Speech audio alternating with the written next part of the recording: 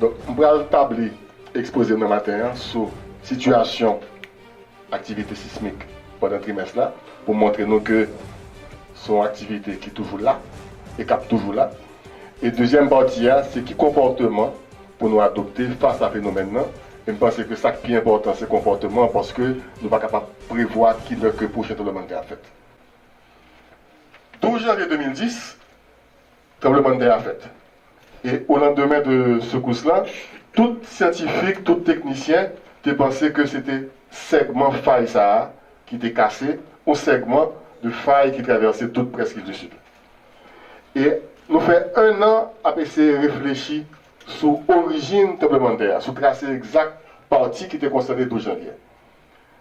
Université nationale, université internationale, un pile scientifique fait des mesures, et après un an de brasser l'idée, nous arrivons à la conclusion que ce n'est pas de segment ça qui était cassé le 12 janvier. C'est à peu près une faille. Donc ça, c'est reste faille là. Et nous devons penser que c'est parti en rouge là qui était cassé. Mais c'est faille ça qui cassé le 12 janvier. Une faille qui est 40 à 50 km qui passait en bas de Léogane, qui était la faille de Léogane. Ça veut dire que si c'est faille ça qui bat le 12 janvier, donc parti en rouge que nous devons prévoir avant, donc il est toujours là. Il a accumulé l'énergie. Finalement, toute faille presque du Sud là qu'on a fait mesure sur depuis longtemps, les failles ça, ils continuent à accumuler l'énergie.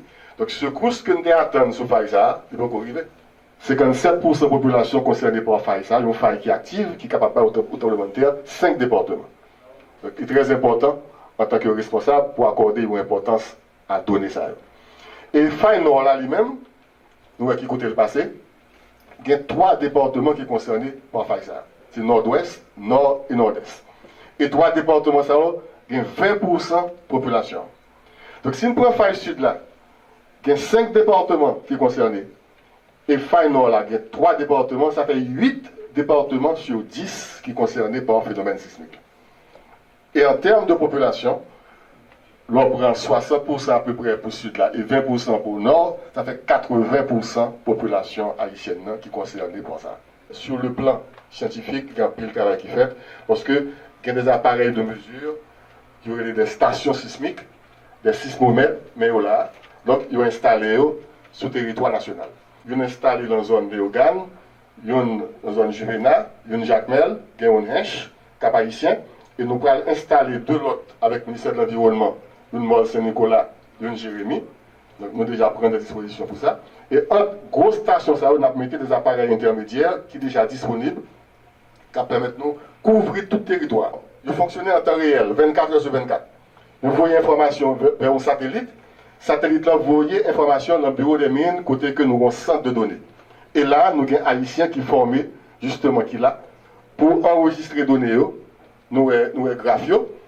Et c'est à partir de ça que nous sortons bulletins d'information que nous voyons dans la presse pour informer les gens. Maintenant, en termes d'éducation, il y a une sensibilisation qui fait, ça c'est juste Wanamet. Nous, Timonio, il apprend note. Ça c'est au Cap Haïtien, dans l'auditorium, collège Assompta. Et même des exercices de simulation, ça c'est moi qui ai fait dans l'école, nous voyons que Timonio apprend à protéger. Or, Timonio est très réceptif, il veut apprendre. Donc, il faut que nous rendions ça obligatoire pour que tout Timonio connaisse qui comportement pour gagner. Et c'est très important pour nous commencer par Timon l'école, parce que Timon, une fois qu'ils sont informés, ils sont formés, eh bien, c'est eux-mêmes qui vont le former par parents.